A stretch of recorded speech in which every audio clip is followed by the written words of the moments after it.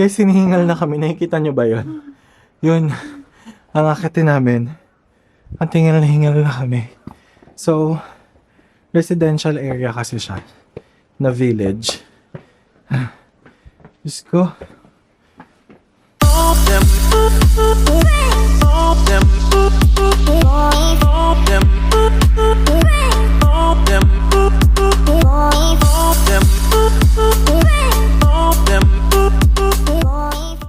Hey guys! Guys, we're here in Gangchon Culture Village.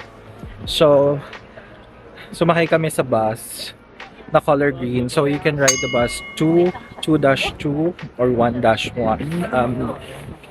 I-take nyo yung bus na color green. Tapos, ang last stop niya is Gamcheon Culture Village. Ito siya.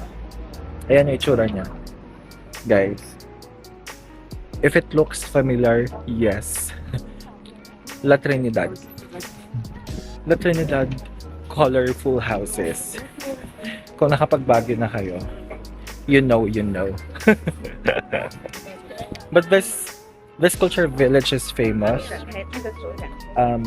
Alam ko ang mga dating nakatira dito is yung mga parang factory workers and all that.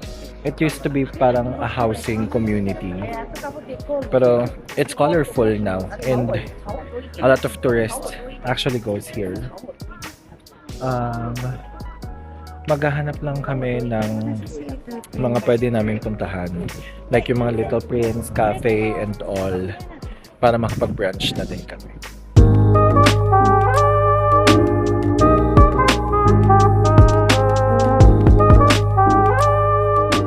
Miss Ravi. With a bag. Yeah, with a bag.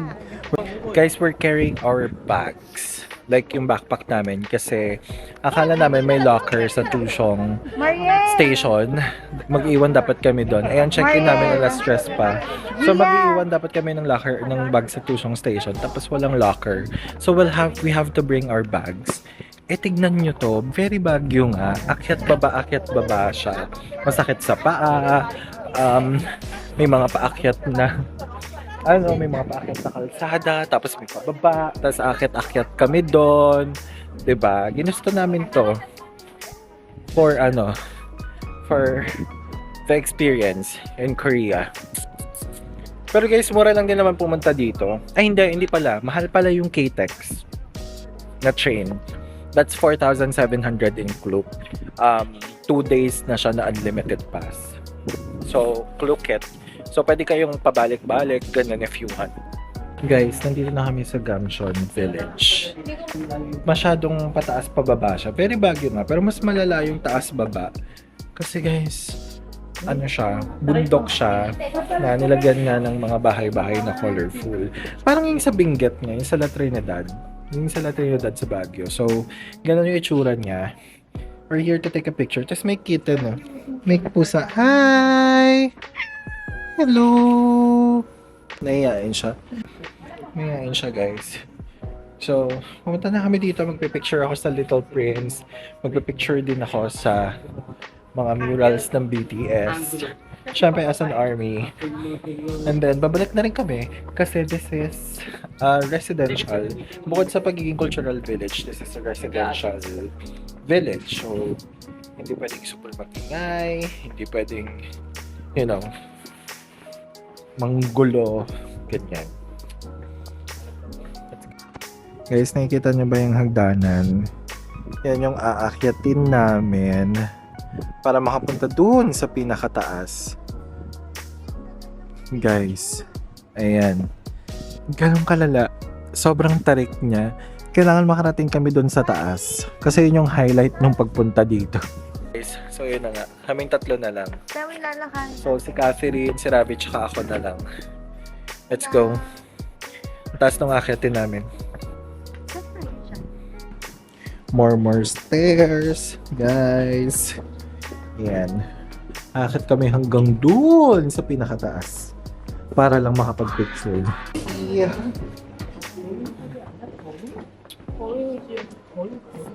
May mga coffee shop din dito. mga restaurants, ganyan. Ay, paglilanta ng hanbok, ganyan. So, marami namang pwedeng gawin dito, guys. Yun nga lang, effort talaga siyang akyat. Paano yung akyat? Guys, hinihingal na kami. Nakikita nyo ba yun? Yun, ang akyatin namin. At hingal na hingal na kami. So, residential area kasi siya. Na village. Diyos ko. So, it says here na yung kinakat namin hagdan. Guys, yung hingal ko sandali. Sabi dito, yung inakyat naming hagdan is called Stairs to See the Stars. This stairway was named Stairs to See the Stars because people used to feel dizzy and see stars in their eyes when they climb up the stairs carrying heavy loads. It is also called 148 stairs due to the number of steps which we just actually took. Oh my god. Oh my god.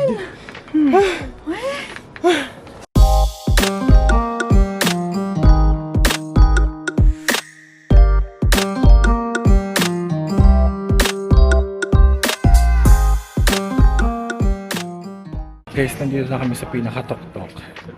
At yung tourist spot na gusto namin picturean. OA ng pila.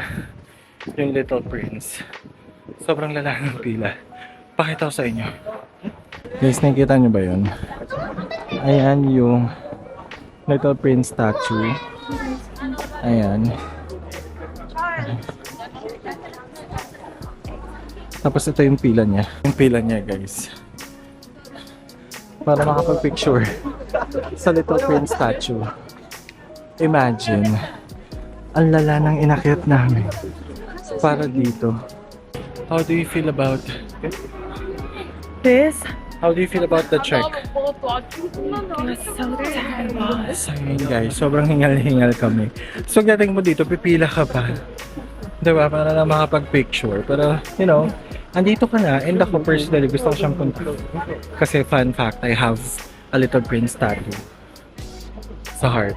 I mean, dito sa area na to. For the love of Jimin. For the love of Jimin. May Jimin na. Dahil favorite niya yun. Shucks. Sobrang nakakapagod. Guys, tapos na tayo mag-picture dun. Oh. Little Prince. Ayan. Tapos ayun yung view. Kaya ngayon ikot kami dito. Hahanapin namin yung mural ni Jungkook tsaka ni Jimin. Sana mahanap namin. Mabilis lang. Kasi nag-aantay si Gia doon sa pinanggalingan namin.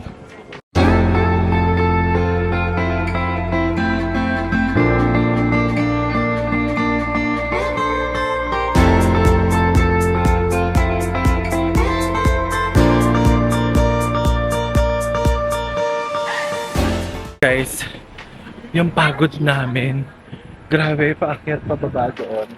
So, ngayon, pupunta na kami sa bus stop para bumalik sa Chuseong Station. Tapos from Chuseong Station, sasakay kami papuntang Sonyam. And then, lilipat kami ng line to papuntang Haeundae, kung saan nandun yung hotel namin. So, ayun yung bus na sasakyan namin, pero paalis na siya. So, mag-aantay kami ng bago. Guys, naalala nyo kanina, ang lalang yung inakyat namin. Dito lang pala yung entrance ng Gangchon Culture Village. So, pwede kami umakyat dun sa Little Prince nang hindi kami umakyat ng 148 stairs. Diba nakakaloka? Papasok lang kami dyan, oh.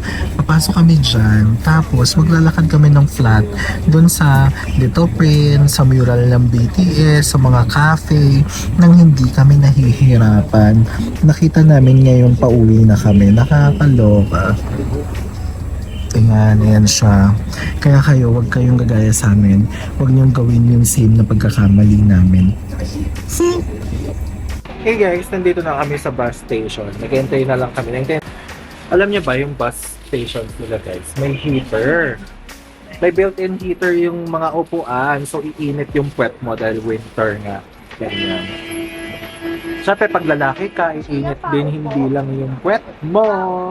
May iba pang iinit. Guys, sobrang sulit ng Visit Busan Pass. Bukas libre yung Lotte World namin. Tapos mamaya may mga pupuntahan kami na free attractions pa. Tapos mag-yacht pa kami.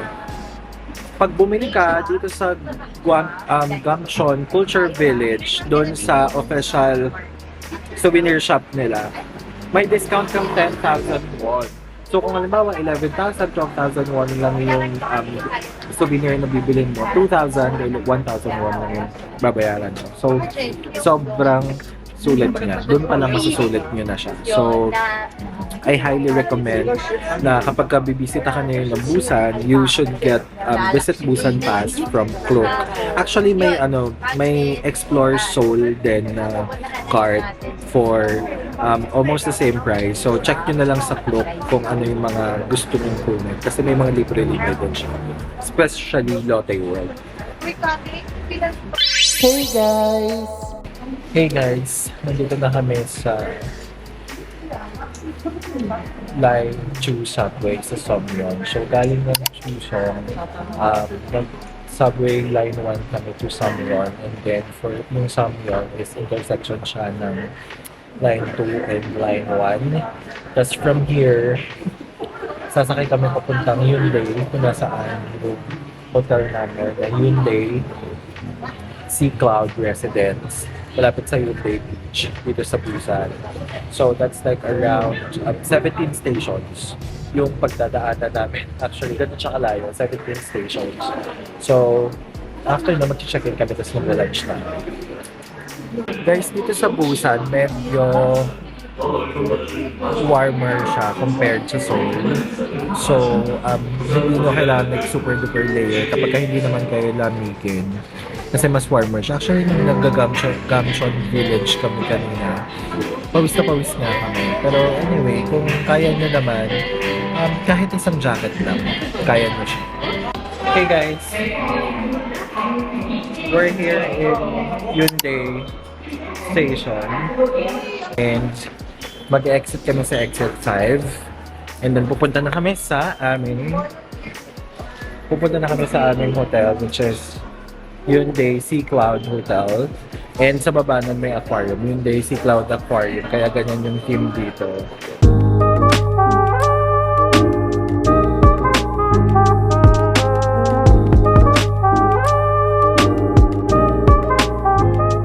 Hey guys, nakalabas na kami sa subway. In all fairness, dito sa Haeundae Beach, ang ganda, ang daming buildings, ganyan.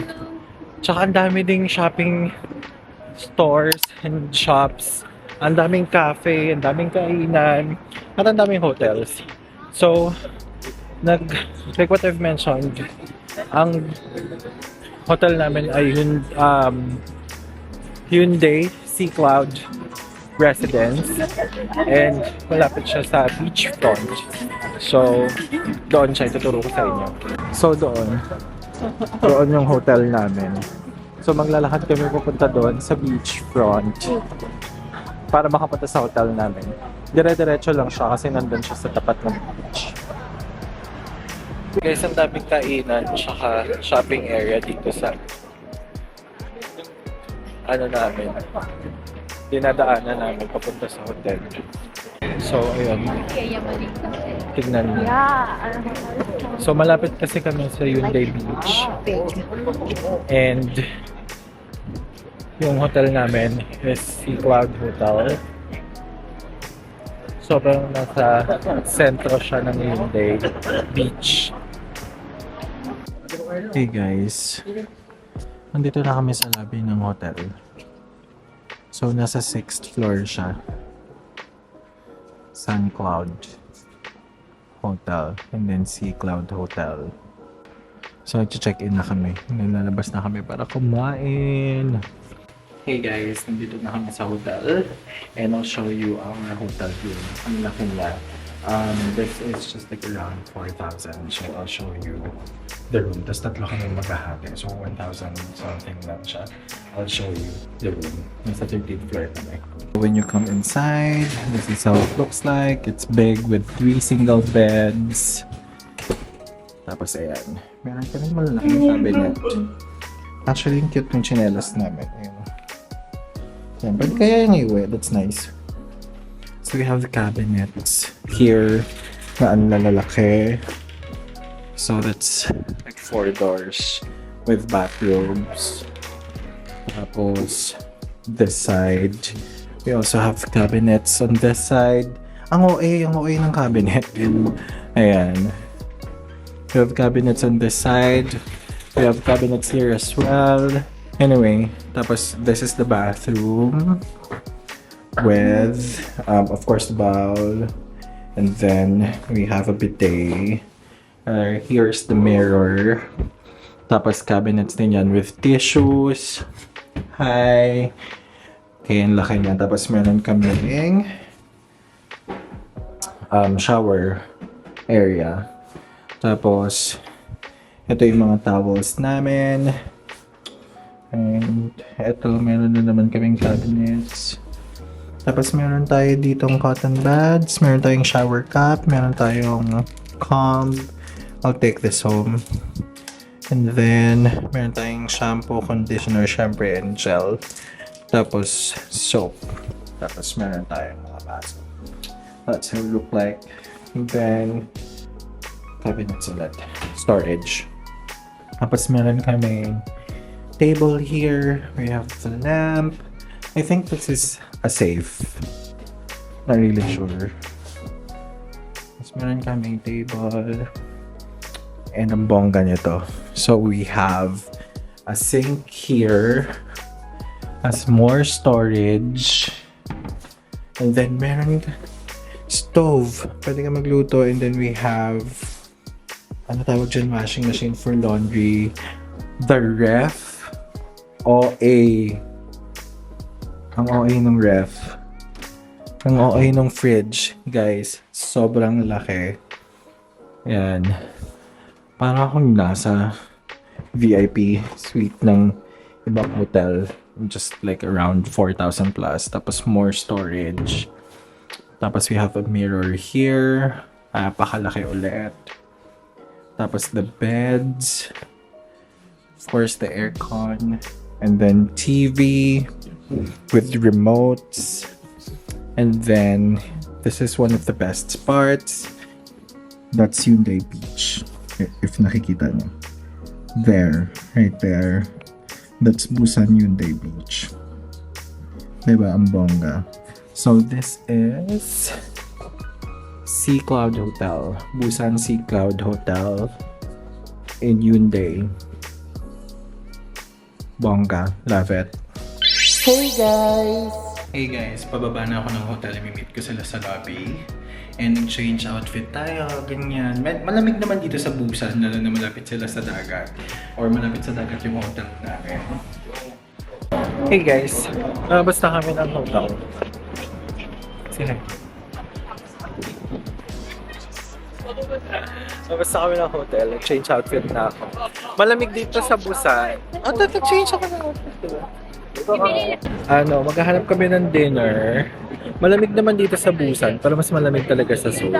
Kahit nasa malapit siya sa beach, siguro mamayang gabi mas lalamig pa siya. Pero sabi nila mas warmer daw. So ganyan lang yung outfit natin.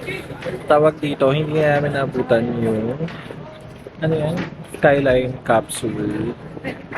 Pwede pa pero wala ng araw. Tsaka makulimlim kasi. So hindi namin makikita yung ganap.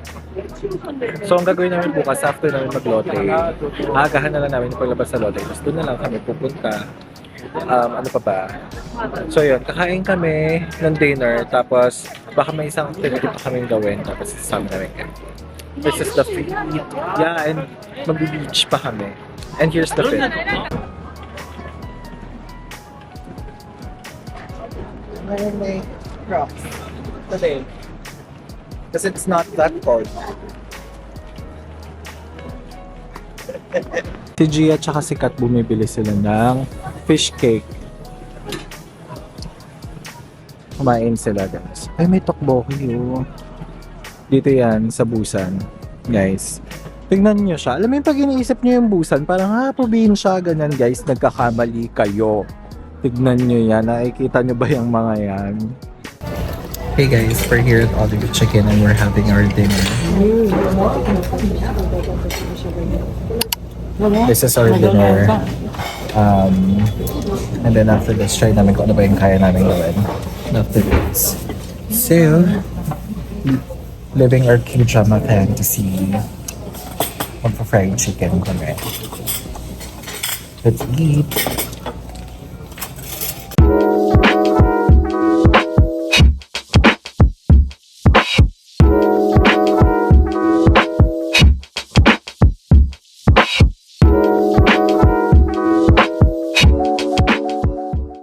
Let's eat! Sarap. Hey guys! Guys, tapos na kami kumain ng chicken. Tapos na kami magpanggap na K-drama stars. Naglalakad kami dito sa kahabaan ng Haeundae Street. Dito sa Haeundae, Busan.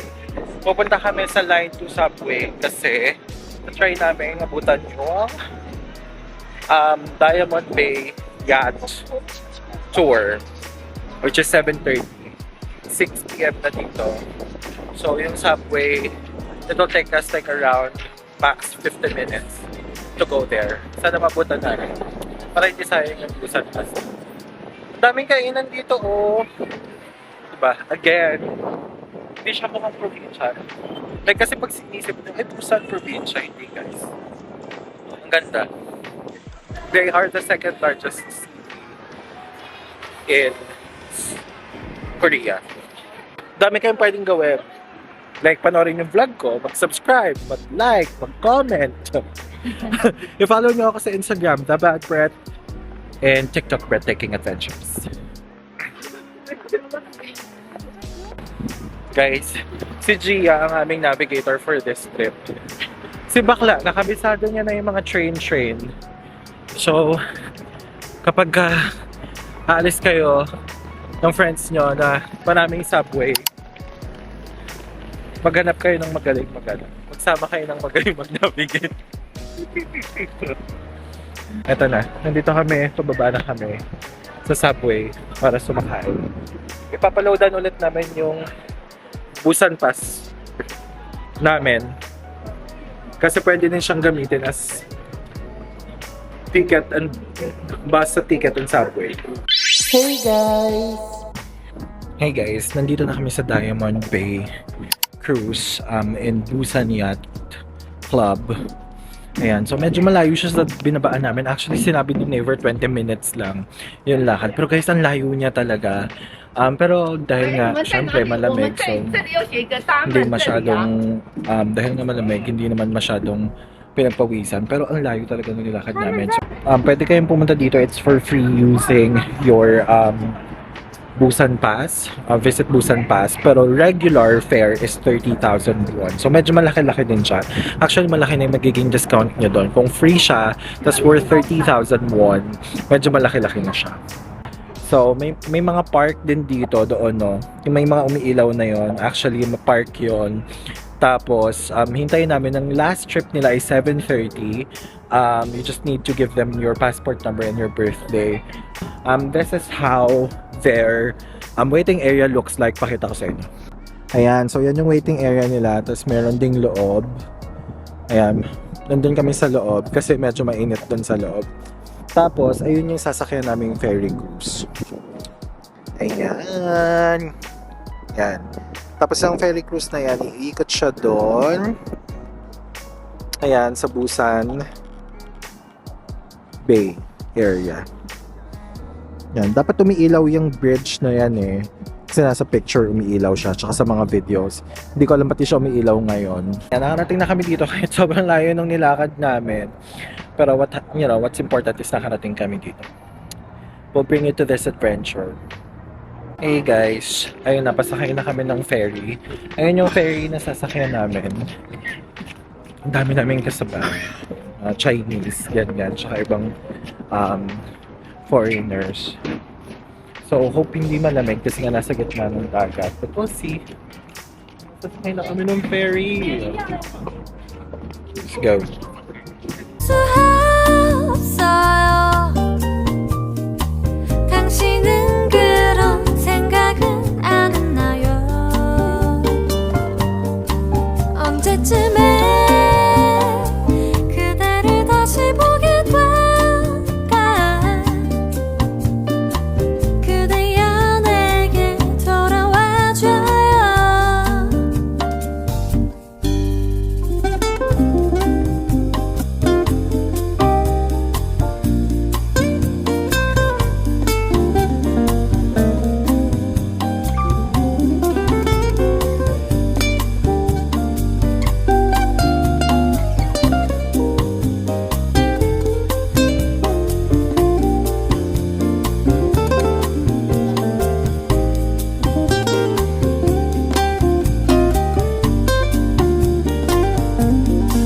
나는 그대 Ayan guys, this is Busan night tour. On the way to Cap the Night. Thank you so much sa pagsama sa amin sa aming first day in Busan. BTS pa yung tugtog ganyan. So thank you very much. I'll see you tomorrow on my next vlog. Bye! Hey guys! Happy birthday to you! Happy birthday to you! Happy birthday! Happy birthday! Oh, alam ko, sorry, 31 dapat. Happy birthday to you! Happy birthday to you!